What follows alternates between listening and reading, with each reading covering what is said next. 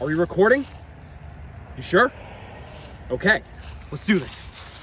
What up, dudes and dudettes? It's Benson coming to you live from the Radical Dimension. I'm so happy to see you guys here. I hope you didn't miss me too much. I was busy channeling my inner 2000s angst with depression and high C, not sponsored. Because today's episode is dedicated to the art of skateboarding. Whoa! Before we continue though, I do want to mention that I have a new book coming out. It's called The Radical Manifesto. Future me, put the cover right here. It's like I'm like a wizard, dude. Please, chili dogs. It's gonna show you how to be the most radical you can be during the 21st century. So keep an eye out for that. But that's not all. To really channel our inner Paramore angst, I brought a special guest on. Come on out, Fusefall, yeah! Say something radical to the audience.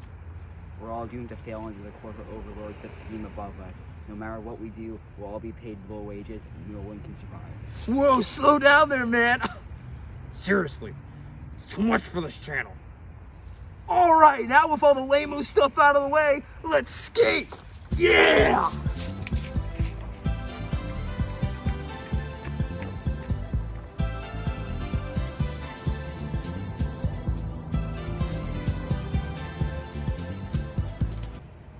Yeah, that's too radical for me. Man, being this radical all the time sure works up quite a thirst. I could go for another high C. Wait a second. That's not a high C. That's Tony Hawk Pro Skater 1 and 2. Skateboarding. A sport that defies gravity, an ancient art of every Zoomer, and where the skate parks made you feel like a Hot Topic kid without actually going to Hot Topic. Of course, every sport has its icon, and who better to lead the rebellious teenage wasteland that was my generation than a man with a name that shreds, Tony Hawk. Tony Hawk helped pioneer skateboarding and the X Games into the spotlight, and led the charge to completely kickflip sports as we know it. He is easily the most recognizable face of skateboarding. Can't really say much about being remembered overall. Once skateboarding fell off the map, so did he. Not many people recognize him nowadays. Would make for a great piece of a Guess Who celebrity version though. Is the person famous for taking part in a sport? Yep. Did they inspire thousands of college kids? Yep. Have they become more popular since then? Nope. Is it Goofy? No, it's Tony Hawk. Every fucking time! But we aren't here to talk about the depressing decline. We're here to talk about his peak and influence. And one of the areas that he left his skid marks in was the video game industry, introducing the world in the late 90s to the Tony Hawk Pro Skater series. These games brought skateboarding into little Timmy's life without the risk of injury and influenced an entirely new genre of sports games with such classics like the aforementioned Tony Hawk Pro Skater series, Disney's Xtreme Skate Adventure, and Disney's Xtreme Skate Adventure. The first two Pro Skater games are the most popular and critically acclaimed of the PS1 and N64, recognized as some of the best sports games and best games of all time, especially Pro Skater 2. The series, however, fell out of popularity much like Tony Hawk did once the demographic substituted skateboards for tax returns and crippling debt. It really couldn't find its stride and soon fell into the crowd of mediocrity. That doesn't mean fans don't still exist. They very much do, and have been clamoring for ages for remasters of the first two games, including my brother Fusefall, who has never skateboarded in his life. The only exercise he's taken part in was running away from our collaboration on Mega Man 8 for months. Back on track though, the prayers were finally heard as the remasters were announced during the Summer Game Festival, and people were digging it. Even better, the remasters were a package of both games, which was really awesome. It's nice to see multiple remasters of 90s games in one single deal be a trend. They released on September 4th this year, and I figured this would be a nice change of pace for reviews, and also a chance to finally dig into the series.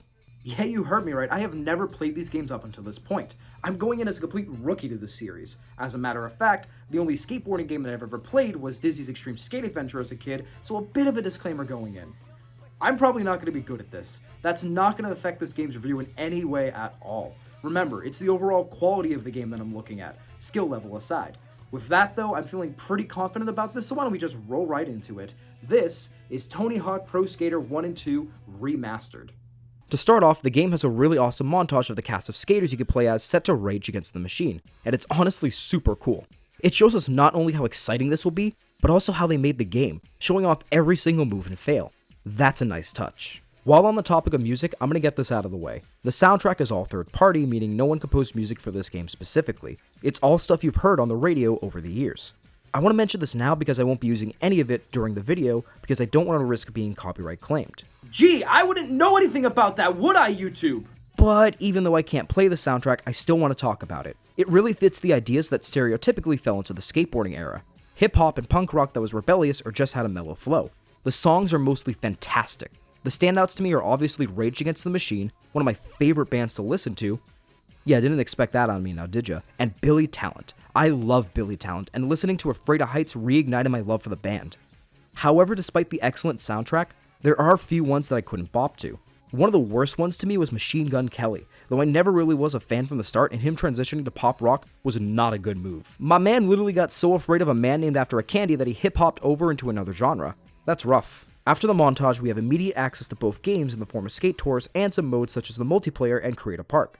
I'm just going to throw this one out there, I didn't spend too much time during the multiplayer. I don't really have any friends to play this with. It's just a who can get the most points type of deal, so it's basically just the single player, but with a +1. It's great, I just don't see myself really playing it much in the future. Same thing with Create a Park mode and Create a Skater, where you get to create your own skate park and share it online for others to play on, and also your own character if you like. I don't really care much for it personally because not only does moving the pieces around feel awkward at first, but I've also never been much of a creator in regards to levels.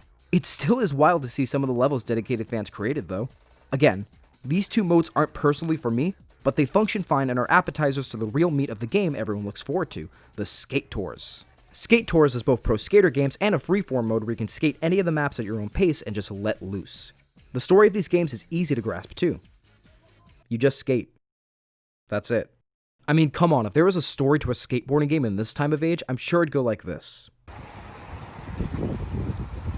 You're a skater, Tony. Whoa. Anyways, you can prepare for the games by selecting a skater and decking them out with different types of apparel available and also decorating your skateboard. Each skater has different stats that you can use to your advantage. Say you want to do more tricks in the air and so you pick someone with a high air time, or you pick someone with good balance on rails so you can get the best out of grinding. It's really cool to see the games give you different options instead of just Tony. I do like staying on brand though, so for a majority of this game I played as Tony. I did test other skaters like Ellie, but not for long. It just felt weird playing Tony Hawk Pro Skater with a lack of Tony Hawk. Alright, so Tony is ready to shred on our first level. This is so exciting. I'm feeling really confident about this, guys. Shit. Oh wait, I'm gonna do a trick. Shit. So remember when I mentioned at the end of my Maneater review that this would be a really fun and laid back experience? Yeah, I was wrong. I was so wrong. This game was fucking brutal to me for the first few hours. Even with the tutorials, I found myself slipping up a lot.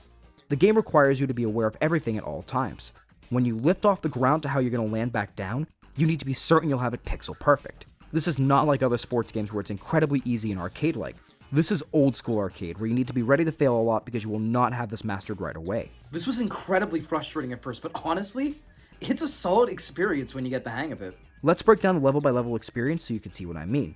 Each level has the same set of objectives. Get a certain amount of points, do any amount of tricks in a row to get a certain amount of points before touching the ground, collect letters that make up the word skate, find some objects, pull off certain tricks in certain areas, and collect secret tapes that unlock bonus movies. You'll have to do these under a time limit, but luckily not all in one go. You could try to, but it'll probably take you around 2 or 3 runs of a level to 100% complete it. Just do as many as you can under the time limit and tackle the rest next. I really like this because it continues to give the games an arcade feel to them without punishing you for not doing everything on the first run. It acknowledges that the experience will be different for each player based on their skills coming into the games, and provides a welcoming hug for you into the world of skateboarding. And then actually controlling the game flips that on its head and RKOs you mid-hug. Going about the level objectives may be forgiving, but controlling this game certainly is not. Like I mentioned, you need to be paying attention at all times. Momentum and balance are the name of the game. To complete objectives, you need to pull off all the stops when it comes to skateboarding tricks, and there are several ways to do so. You have your basic tricks, which you could do in the air whether you fall off a platform or skate off a ramp, manual tricks, ones that activate when you grab onto a ledge, and your grind moveset, which you can do by grinding on edges of platforms, rails, and other various places. There are so many tricks you can pull off too by pressing a button and moving the analog stick in a certain direction, and each one has a certain amount of points you can achieve from it. Your goal is to hold on to it long enough without bailing, or to string moves together to get the best score possible before being shut down by gravity. If you're holding onto a ledge or grinding, getting points comes down to your balance and how many tricks you can pull off while balanced. You press buttons in any order you want while using the left analog stick to shift the arrow in this meter, so that way you don't lose your streak. Otherwise, you fall off. It's essentially just button mashing to win with an extra step, but it's pretty addicting and probably the best way to get a combo of large points. I can't be the only one that completed the score objectives by finding a circular edge and grinding on it for as long as I could, right? I'm not judging.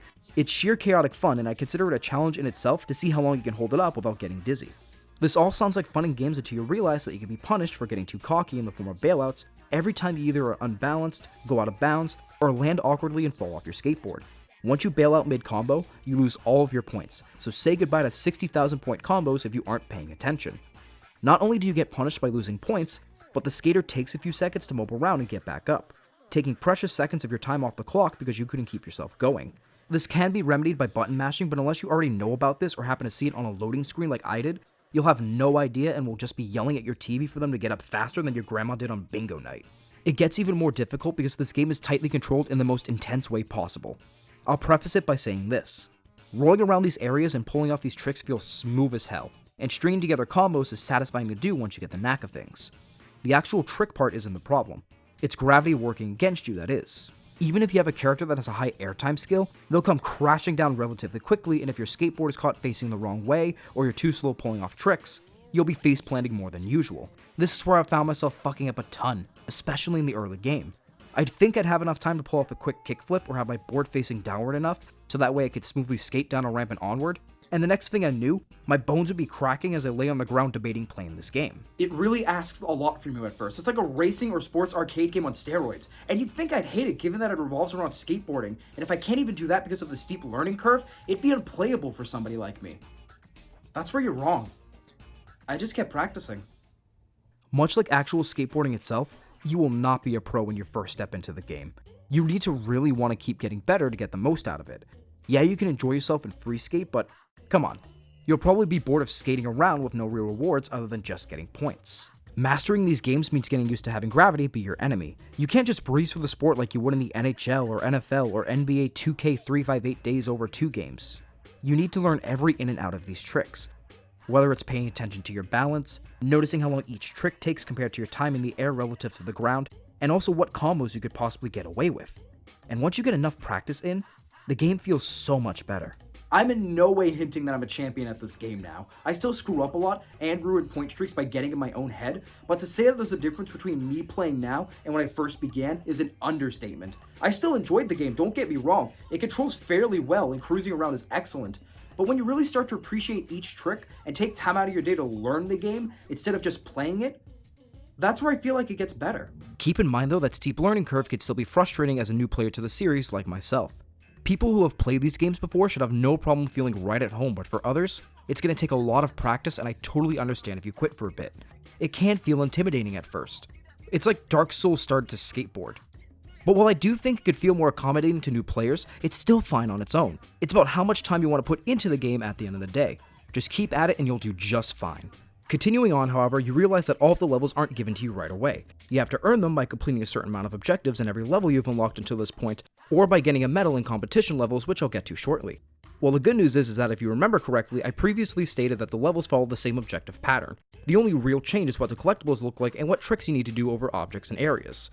That's great, this is going to be a cakewalk then. I've started getting the hang of this and I should unlock all of them in no time. Once again, I was wrong. Good God, do the developers get dastardly with these objective collectibles. They place these in the most pain-in-the-ass places sometimes that can get your blood boiling and waste your time that you could be spending doing other objectives. Some collectible missions do have you finding one easily, but then needing to be outstanding to get the last one. But the rest of the time, you find most of them easily, and the last one is on top of the highest building, laughing and watching you fail the whole time like it's the Eye of Sauron or something. These difficulty spikes on a level-by-level basis can be really frustrating, because it keeps you anxiously holding your breath to see how it plays out, and not in a good way. It sucks because just going for the score goals and even the trick goals is super fun. It keeps you progressing naturally, and is a fair test to see how far you've come since the last level, and if you truly learned anything. Doing those is great, and if it was just those objectives you had to rely on to unlock levels, I'd be more on board with the collectibles. However, by the end of the game, you'll need to have completed almost every objective, including finding those collectibles, and it can be really frustrating to have to spend time to get that last one to finish it off, all for you to fail and start over again. I'm not saying they're completely bad, they are fun for a good chunk, but when you need that last item and suddenly the game sticks a middle finger at you, that's when it becomes more of a nuisance. Even with the upgraded stats and the special bar, it can be frustrating. You heard me right, there is a special bar and a chance to upgrade stats, so let's talk about those really quick. The special bar can be filled by doing tricks in succession, and once it's filled up, you not only get more points, but also extra speed and airtime, making it something to add to your checklist on things to keep an eye on to get better at the game. However, bailing out automatically destroys it and you have to build it back up, adding a clever incentive to keep getting better at the game and not get ahead of yourself. As for upgrades, these can be done by finding stat points throughout each level and attaching them to your character. The more stat points you find and apply, the better they feel controlling them. However, the stat points don't translate over to another character if you change to them. You'll have to revisit levels to refine stat points so you can upgrade that character. This is nice and all until you realize that once you complete the objectives of previous levels, they're completed for good. I don't like this because the only reason you go back to these levels as a new skater is to get the stat points and hope that you could finally reach the collectibles you couldn't get before. You don't have previous ones to get used to your new upgrades and prepare yourself again. It's all on the fly. I could see why some people would like this, but I wish there was some form of setting to switch this replayability on and off so new players can get used to that extra practice. Back to levels though, the fluctuating challenge in getting collectibles compared to steadily getting better at higher scores is odd, but one thing that is randomized that I don't like much are the skating competitions. Sprinkled throughout the game are these levels where it's all about trying to get the best score among judges and getting a medal to advance to the next level. Not specifically gold, any of the three will do. Thank God though, because these can be so irritating at times. The scoring of the judges can be so sporadic, and even if you do great, you'll still end up just shy of a bronze, which should suck big time. It feels like the points you get don't even matter either. Just pull off tricks and hope for the best. This was easily the worst part of the game to me. I got some fun out of them, but it just became grinding in a circle to get maximum value from the judges just so I could advance and move on to the open levels. On to the levels themselves, my god is the attention to detail on these astounding. They look so gorgeous from the lighting right down to the graffiti that is spliced everywhere. From the abandoned mall, which is easily one of my favorites, to the New York City streets, everything looks detailed excellently and is eye candy, a skater's playground. And that's how I can describe the levels too. A skater's playground. There is a surprising amount of depth to each level, and no height is too high for your adventures. From the top of roofs, to a gymnasium, and even grinding on subway rails, every inch of a level is explorable and packed with secrets and small areas to get to through sheer skill. At the end of each run, you get experience points and cash to level up and get different apparel. You also earn these through clearing objectives and also additional challenges. Leveling up essentially just gets you additional skateboard designs and other types of designs for skaters, showing off how not only are you getting better at the game, but also repping some sick merch. The cash is used to go to the store and buy everything from skateboard designs, shirts, hats, wheel designs, socks? I mean, I like decking out from head to toe, but you rarely see the wheels and socks in this game. This was Cyberpunk before Cyberpunk even came out. There are so many designs to choose from and they all look superb. And then there's the brand ones. We got all our favorites. Kyle, office worker Steve, goth girls, and fake rockers. Fun. All jokes aside, I really like the fact of leveling up and the cash are all purely cosmetics. The cosmetics are all well crafted and help to make each player's playthrough stand out from the other, particularly in Craft a Skater. And that's pretty much it. Before we end though, I want to talk about the differences between the remasters and the originals. I talk about the differences of both remasters, but the only real difference is the levels, and quite honestly, I like Pro Skater 2 slightly more. Philadelphia and New York really sold it for me. Now, when it comes to the originals, like I said, I have not played these before, so I had no experience in comparison going in. Until Fusefall got Tony Hawk Pro Skater 2 for PS1.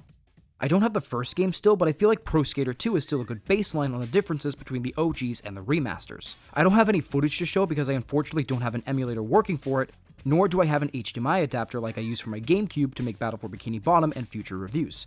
But here's a picture of me playing it to show I'm not bullshitting you.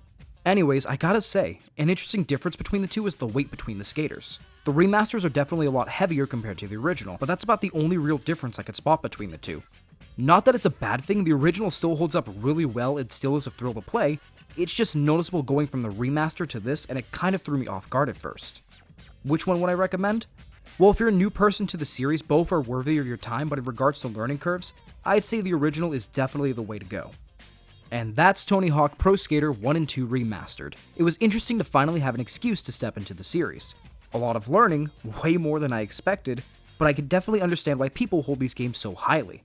But it's not about what other people think of these games in this video. It's review time, which means it's finally time to give my opinion. So, are these remasters the radical return of Legends, or did the steep learning curve leave me feeling like these games were totally bogus? I still had fun at the end of the day, a day or two after I started playing, but at the end of a day nonetheless. These remasters were just old school arcade fun from start to finish. I enjoyed my time with these two games and could see why people adore them so much. However, there were some hiccups along the way that really got in my way of staying truly invested from start to finish, particularly the learning curve and the collectibles. When you're just upgrading your skater and getting different looks that make your experience unique to you, to then go skate around really detailed and open environments for the next high score, it's a blast. But when the game locks you behind difficulty spikes, that's when it crashes and burns. Luckily, there is a free skate mode like I mentioned before, so if you really are into only skating around areas and getting better scores, then that should be your jam. Multiplayer and Create a Park, while not entirely for me, are also there for players as well and boast hours of fun with your friends and fresh new creations by dedicated fans, rounding out this impressive package. Would I come back to these games anytime soon? Absolutely. I love continuing to improve in this, and with the bane of objectives behind me, I feel like I can truly kick back, relax, and start to get the best out of these games. If you're a returning player to the franchise, these remasters are a treasure trove for you. You'll feel right at home. If you're a new player, it's a bit harder to recommend because the games feel weightier than the original, so if you can, I'd play any of the previous games first to get a handle on skating before adding gravity to the mix. Except for 5, I hear that one was terrible. But if you can't get a hold of the other games and really want to jump in, be ready to get schooled fast. But with plenty of learning, you'll make it in no time and find yourself having an absolutely gnarly experience. Phew, that went longer than expected. I knew I was going to be completely out of my element with these games, but not to this degree. I'm certainly glad I stuck with it to the end though. While these aren't my favorite of all time, these games are pretty fun, and 2 games for the price of 1 is a neato deal.